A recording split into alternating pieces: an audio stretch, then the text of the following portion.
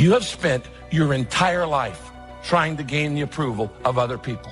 Everything you do is determined to get other people's acceptance and approval.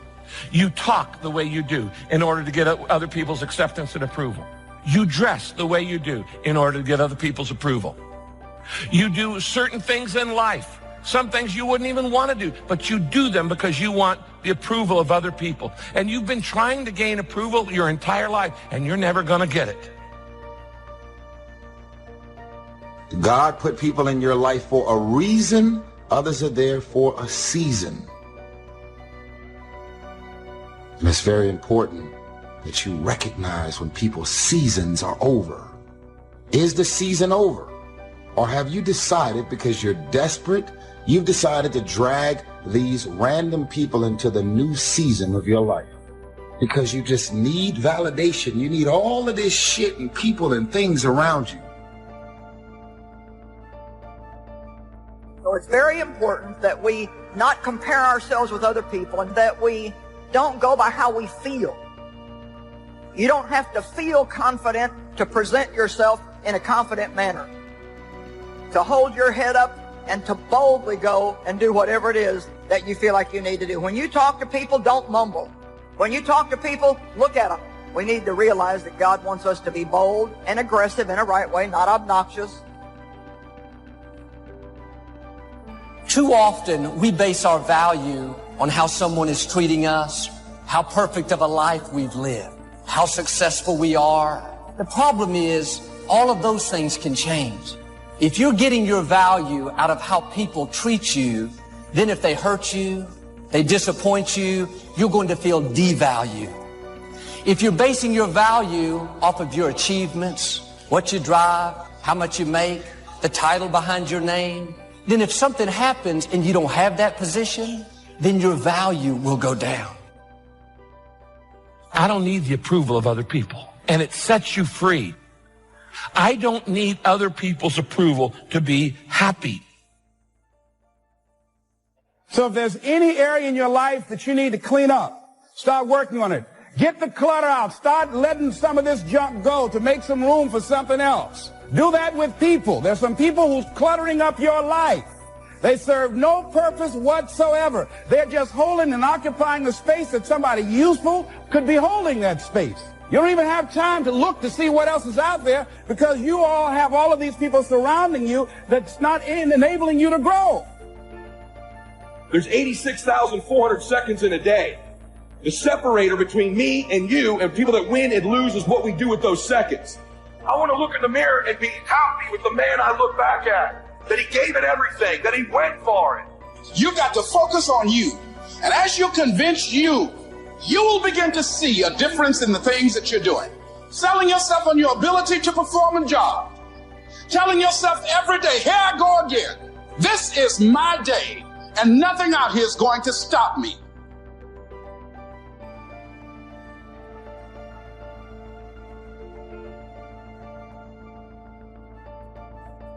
I have an opportunity, I have a choice to decide who and what and where I want to go.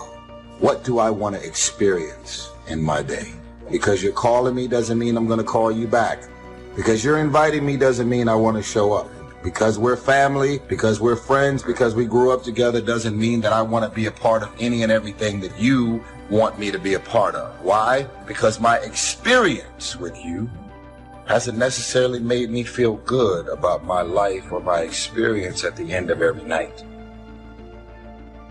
The more you love yourself, the more you believe in yourself, the more you focus on your own intention, the less you have concern with getting that acknowledgement and recognition from other people. The words out of their mouth are about you, but what they're really thinking about is them. The more you begin to understand this, you really stop spending so much energy on worrying about what other people think about you. In other words, your own acknowledgement, your own character, your own belief in yourself supersedes what anyone else could ever say about you.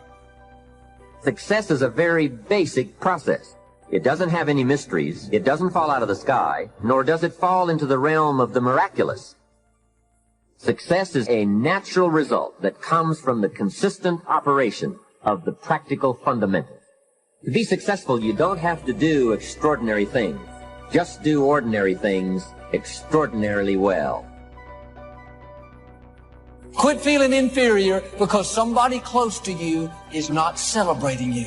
Quit trying to make people be for you that are never going to be for you. If you needed their approval, you would get it. If you're not getting it, that means you don't need it to become who you were created to be.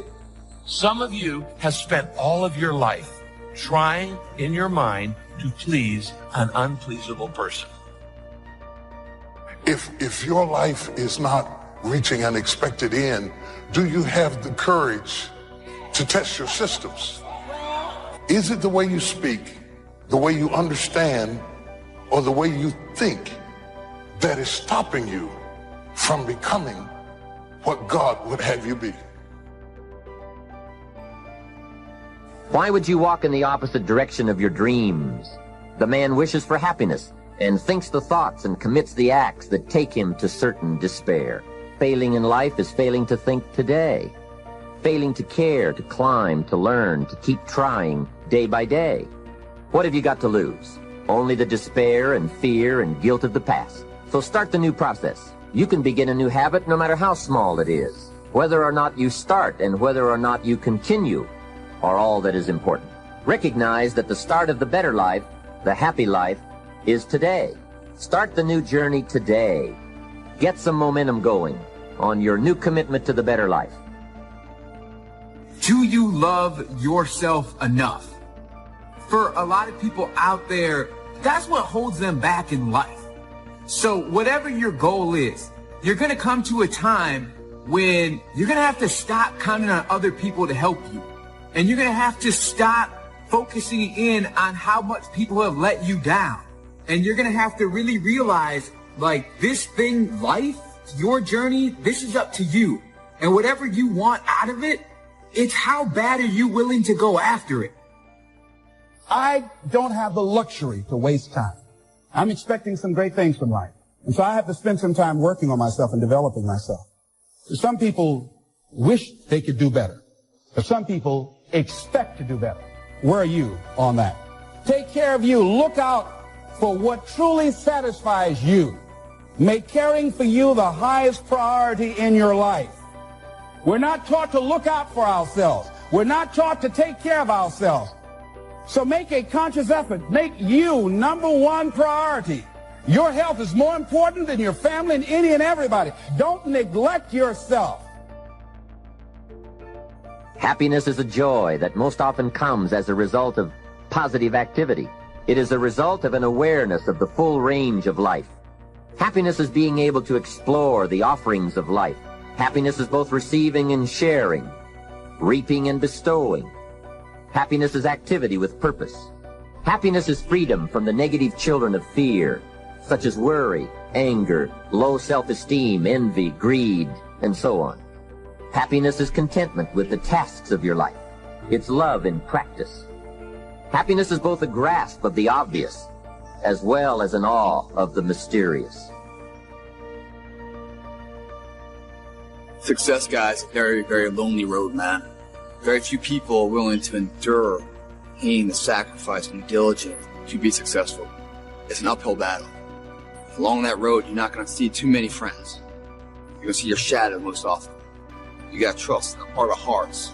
Inside what you're doing, what you believe in, is a worthy cause, a winnable fight. See, the thing is, for many people, they've tried the same path you're on, and they failed. As you walk this journey, you're going to see carcasses all over the place of people that didn't quite have it. It should inspire you, because you got further than that person and that person. But you're not looking to get further than them, you're looking to finish.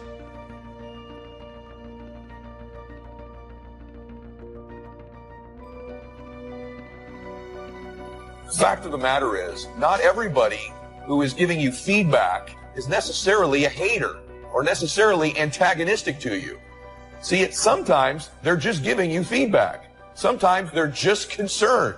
You need to learn to distinguish between criticism, concern, and feedback. And they are three completely different things.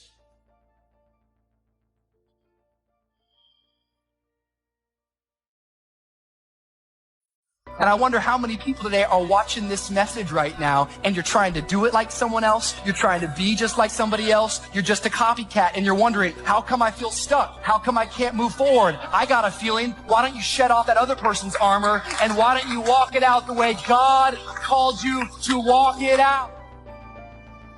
I am strong. I am talented.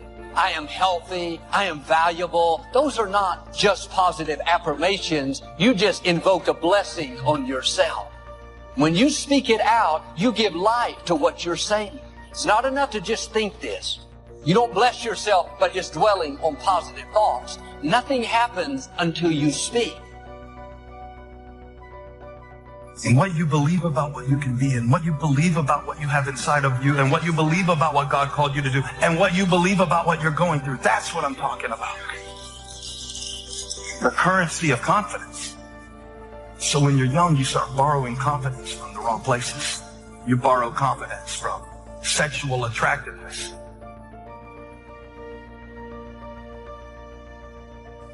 Partner after partner after partner after partner.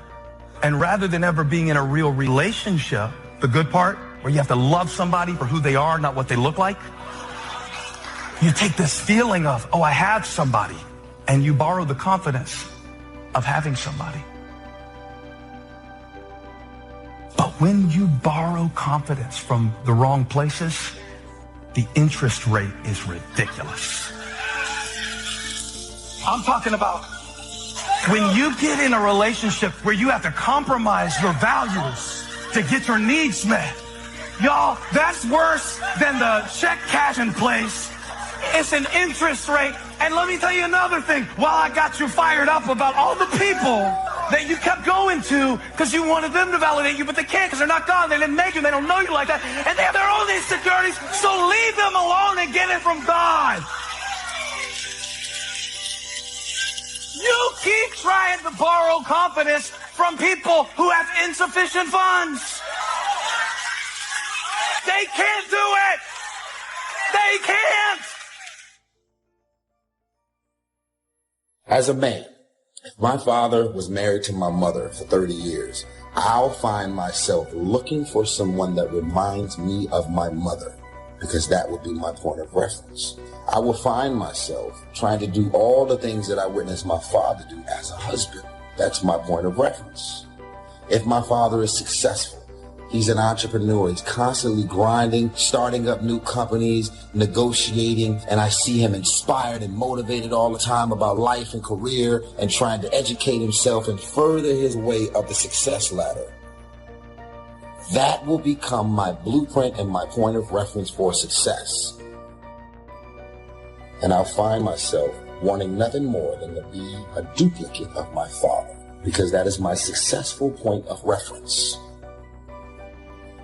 Have you become a duplicate of your mother? Have you become a duplicate of your father? Have you become a duplicate of your parents, of your environment? See, I believe that we were all born individuals. God made me an individual. My head is not connected to anybody else. I am my own man. God made me individually me, so I can do and be and become anything I want to become. What is your point of reference? The invisible is often more real than the visible. That sometimes the stuff that we collect, that we say is real, is less real than the stuff that we neglect because we can't see it. I'm talking about your state of mind. I'm talking about your relationships with others. I'm talking about the way that you process disappointment, those things, the way that you treat people who can't do anything for you, those things. You have this visible kingdom world, but there is an invisible kingdom within you that is more important than the kingdom around you.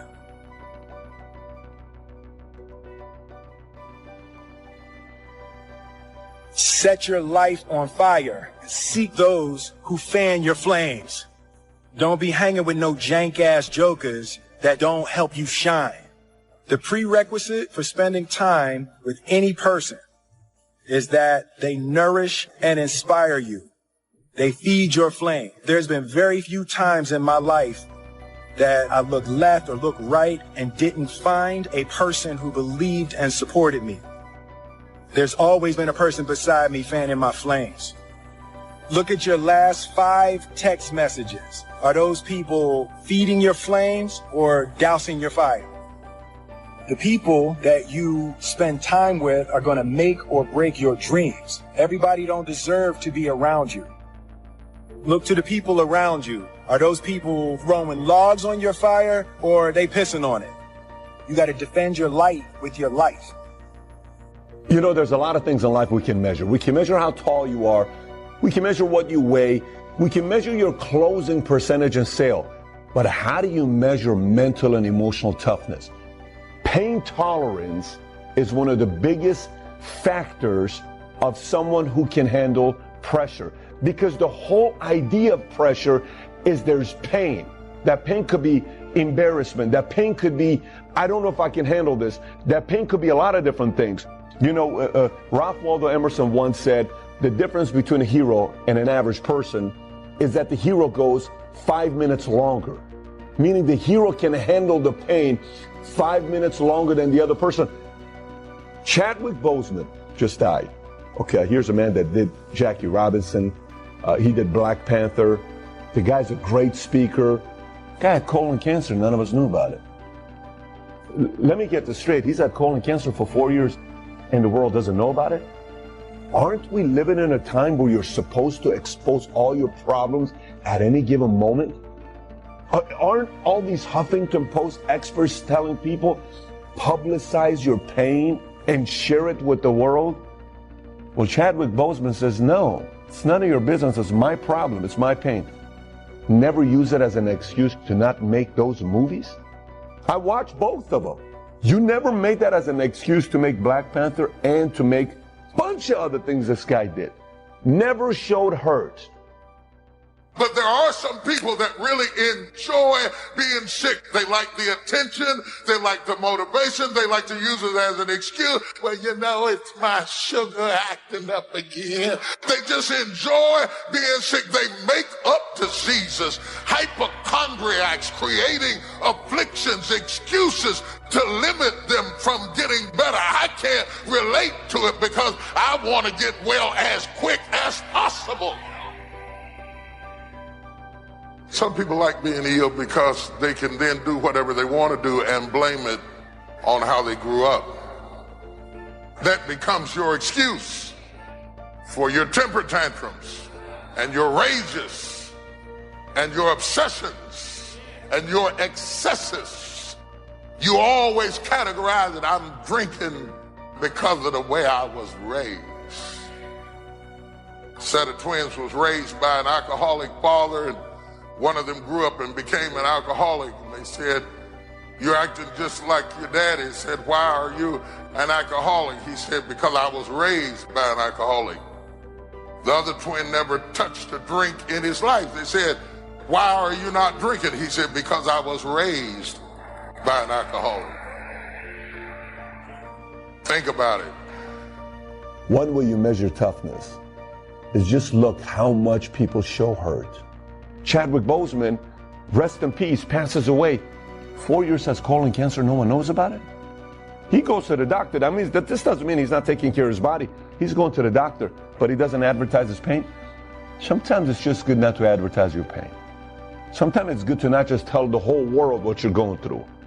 I'm not telling you don't talk about it with a group of people. I'm not telling you have some private conversations with certain people.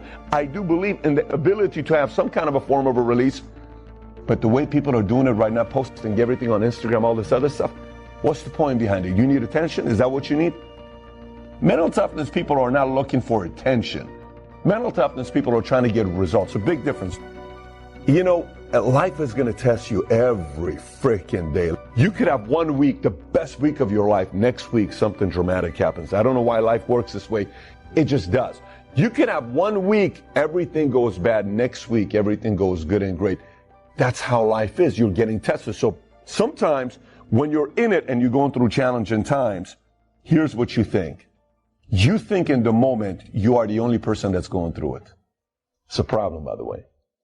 You're going to be tested in your marriage while you're running a career. You're going to be tested with your family, with somebody passing away, while you're chasing your dreams. Arnold was going to win Mr. Universe. The day before, a few days before his father dies, he tells his mom, I can't make it to the funeral because my dad, if he's watching over me, he wants me to pursue my dreams. I'm going to win Mr. Universe. He goes wins Mr. Universe, and the rest is history. This doesn't mean he doesn't love his dad. This means he's got a spiritual relationship with his dad. To say, I don't know what I do in this moment here. He goes, he wins, Weeder figures him out, becomes Mr. Olympia, governor, all these other things that he does. In those moments of the decisions we make, when we're getting tested and you feel like you're by yourself, those are moments where you're measuring your toughness. Those are moments where you're being tested constantly. Again, there's not a method to say you're 93% tough, you're 71% tough. We can't do that. The only way we can measure toughness at the end of the day is with the results that you end up getting. You ever hear people calling someone soft? Oh, he's soft. Oh, she's so soft.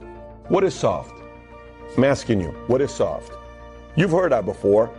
Oh, he's soft. He's a soft player. He's soft in business. How do you define soft?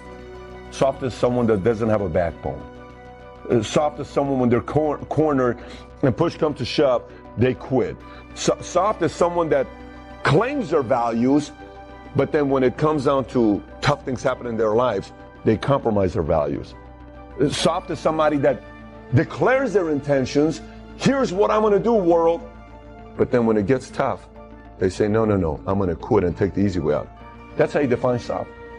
Call anybody anything but soft. Do you understand how bad of a thing it is to be called soft? But a lot of people are soft. I have them in my business. I see them in my industry. There were many times in life where in my mind, I was about to choose the soft decision.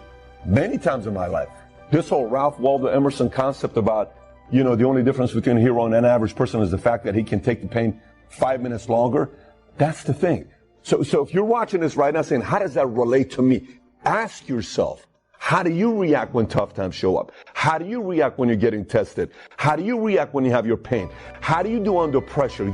How do you do it? And by the way, every single time you escape pressure and you say, well, the next time it happens, I'm not going to run. No, that's not how this thing works. Your memory remembers the last 3-4 times how you handled pressure. And it just reacts to the same way you've been doing your entire life. So if you say, well, this didn't work out, I'm going to go to the next thing, and do the same thing again and again and again and again. Pressure sucks. Being tested sucks. There's nothing about it when you're in it that's exciting. Nothing about it that's exciting when you're in it. But there's a lot of great things about it when you come out of it. There's a lot of exciting things about it when you leave it. And all of a sudden you're looking at victories taking place. So moving forward, you want to build toughness? You want to be known somebody that gets things done and you're not soft? The next time you're going to say you're going to do something, do it.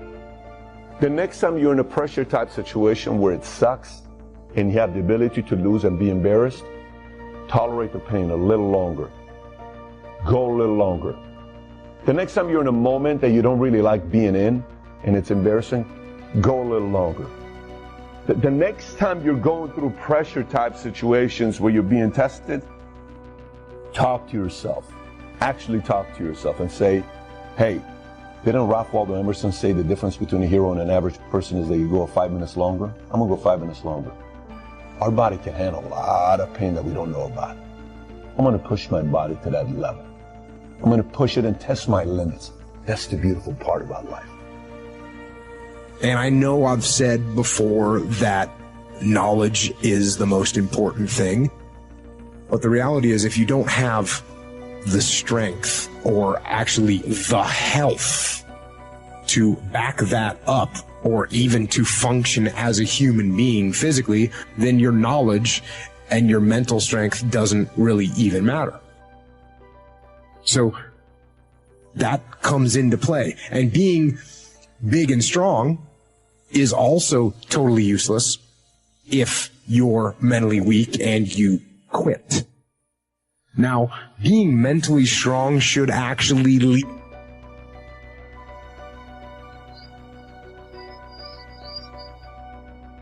lead you to being physically strong, because if you are mentally strong, then you can work and train to become physically strong. But if you're mentally weak, then you will not hold the line on the good foods and the good workouts, and you won't get physically strong or healthy. So train your physical strength and exercise your mental strength by doing the right things, the hard things, the things you know you're supposed to do. Do them. And be as strong as you can mentally, physically, and emotionally for yourself, for your team, for your family. Hold the line and be strong.